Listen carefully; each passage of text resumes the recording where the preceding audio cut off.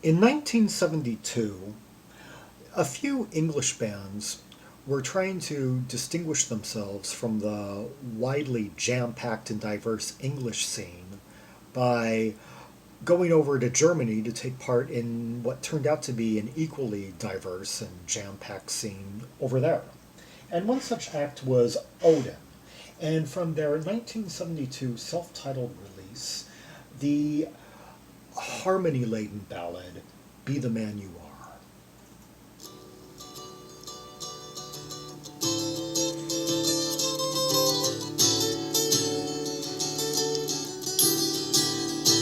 Okay, already we've got that early 70s kind of open chordal, mostly like minor keys and some like sevenths and stuff, evocative of the like rustic harmony laden pop of the era.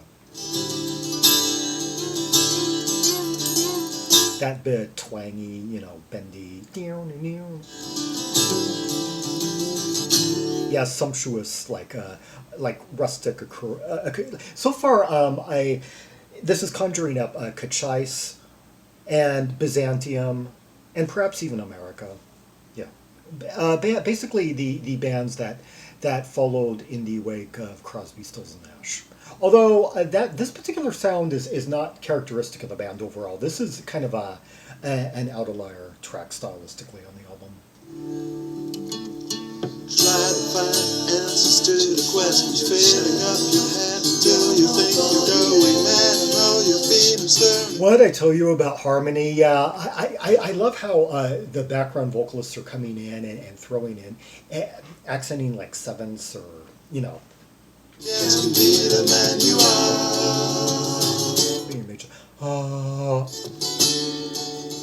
Shine simple attitude towards the world around you. It's what's getting you trying to be something that you're not. Why don't you be the man you are? I love the vocal cadence he's singing into. He's just being really persistent in the words, while the others are taking select words and stretching them out in those kind of spacey, almost ghostly type harmonies.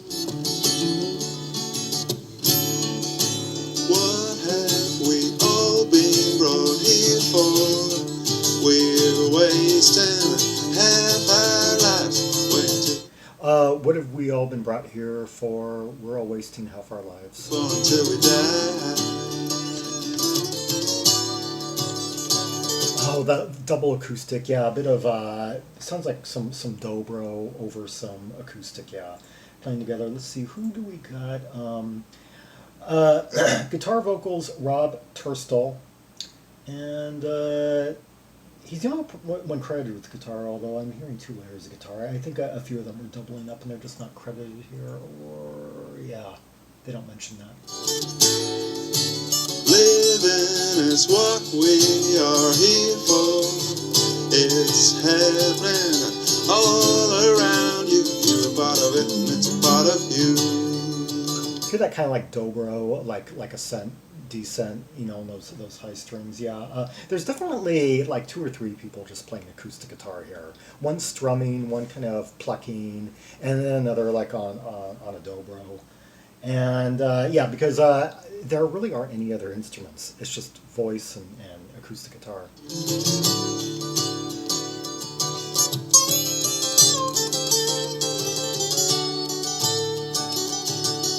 It's got that slide.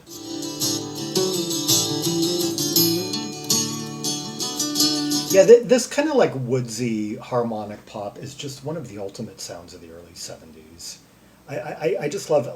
I just love it when these bands that were kind of straddling like the hard rock, blues rock, kind of pastoral, folksy, symphonic spectrum. That they had at least like maybe like one song in this vein, even if it wasn't like one of the mainstays of their catalog overall. Because some bands kind of specialized in this area, like the band Home. Byzantium, of course, who I mentioned. Yeah, or bands like Help Yourself. The whole vein of like rustic pop of that time period, rustic harmony pop. Yeah, the band, a lot of bands that began with H, like Heads, Hands, and Feet. Yeah, Hocus Poke, Holy Mackerel, a lot of, yeah, it seems like H seemed to be the letter of choice for rustic rock in the UK. Quiver, Shape of the Rain, the Sutherland Brothers.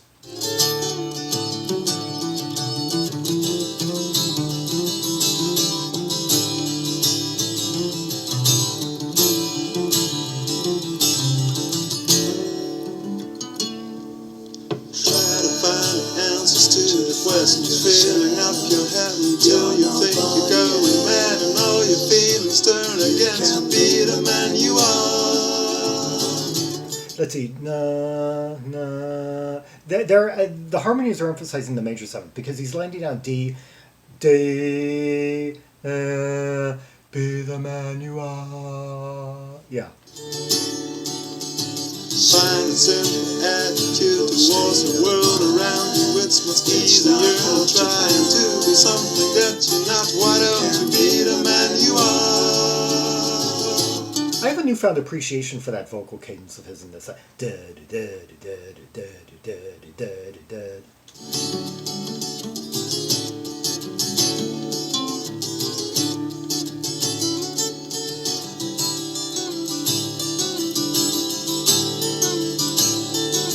There was quite a bit of this arrangements like this in the Laurel Canyon scene of the time period too. Yeah.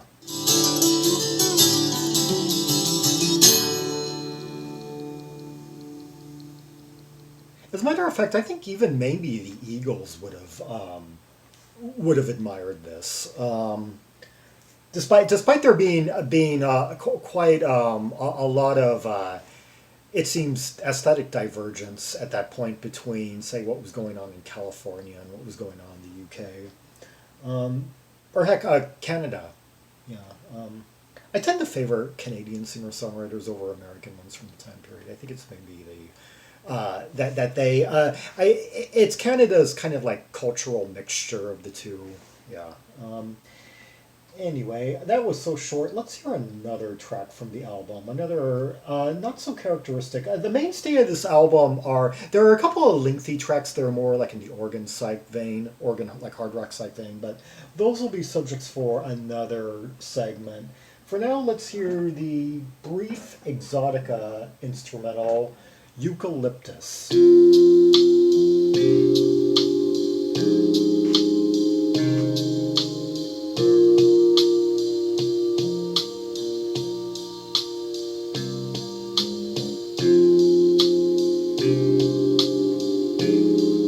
Sounds like a different band. Yeah, and playing completely different instruments, of course.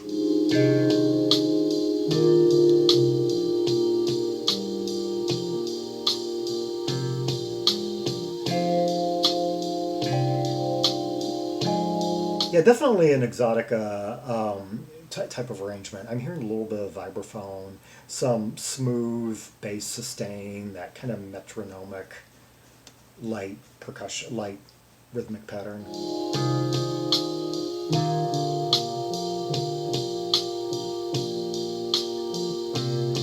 I love that crafty bass, just also subtle, but.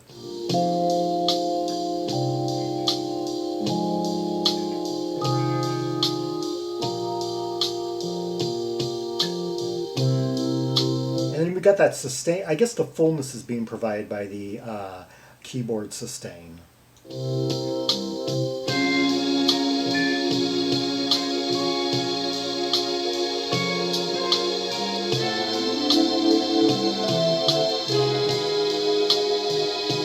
Almost, actually, this could almost be have appeared on a Roy Ayers record from the time period. I love that sunny, really full synthesizer sound that just came beckoning in, and now we've.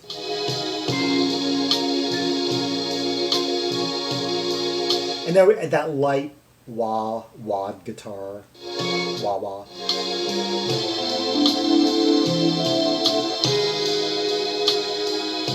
Oh, and those beautiful light vibraphone like that light, that brief glissando that just provides kind of like a ray of sunshine. That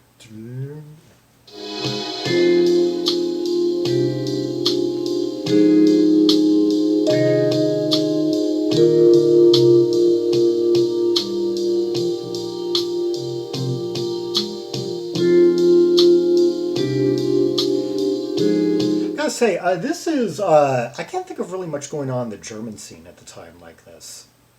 The last track, actually, the two tracks. Funny enough, the band would record this album when they were very much kind of in their English, like kind of metal rock mode. You know, straddling the line between like hard rock psych and rustic pop, as we just heard, with some like there's another track that where they do a tribute to Frank Zappa, a brief instrumental interlude. And that influence would come through more on subsequent recordings, even though this was their only album proper. In the 2000s, some recordings surfaced from like the subsequent 2 year period. Like they had one of those SWF sessions, yeah, including one track that was on here, stretched out much longer. Yeah, I get to hear that stuff, but yeah, I think they got a little bit more German sounding, perhaps, as they stayed there and continued recording. Yeah. Although some of the more organ dominated tracks on the album kind of have some parallel to some of what was going on in Germany, like Birth Control, Murphy Blend, Nosferatu, those bands. Yeah. Zarathustra.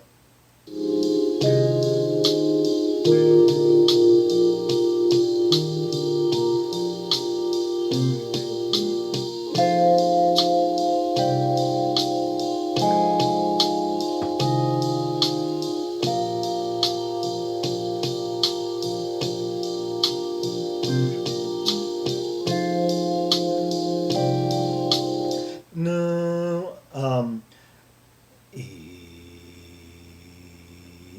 basically a minor and just it's basically a 2 chord pattern.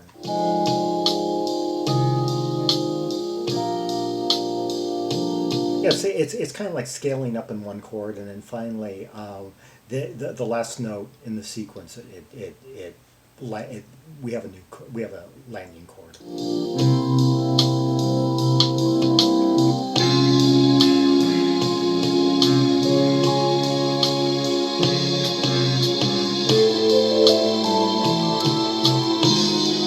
This is my favorite part of the track. Yeah, the way it just opens up and swells up like that.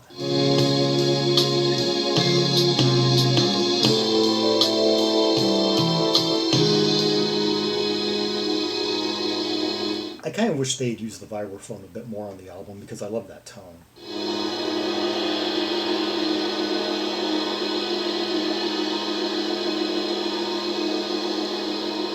Oh, cymbal sustain.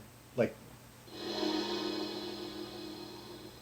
yeah, kind of studio controlled cymbal sustain. Yeah, that was Eucalyptus by Odin, and before that, Be the Man You Are. 2 very different tracks from there that happened to also each be very different from the mainframe of their self-titled 1972 album. Their only album proper, released on Vertigo, but more recordings were to follow, and I did a check, and I guess none of these guys really showed up anywhere else. Yeah, 4-piece.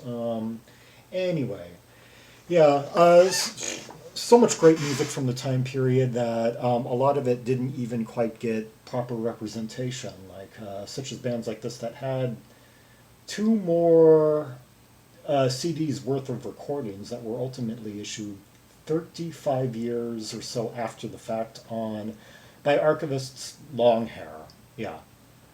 Anyway, for more Rubies and Sapphires from the Odin album, see the directory of albums by English O artists linked in the description below for Red Hot Tracks and Purples from this album, as well as other Odin, as well as other English bands in the O letter of the alphabet, including solo artists alphabetized by their first name, and actually musicians and bands in the N letter of the alphabet, because N and O are conjoined because each are such small parts of the English rock alphabet that it just kind of neither of them really had enough to merit their own separate directories, so I put them together. Yeah. Anyway, like and subscribe, follow me on social media, share the video, and leave a comment if there are any observations you have about the two tracks I just played. The layers, the instrumentation. In the case of the first track, the harmonies, the lyrics, if they made an impression on you, the arrangement of the second one, the overall beauty. Yeah, and until next time, this is Zaragon, the world's most ear-traveled maximalist, signing off.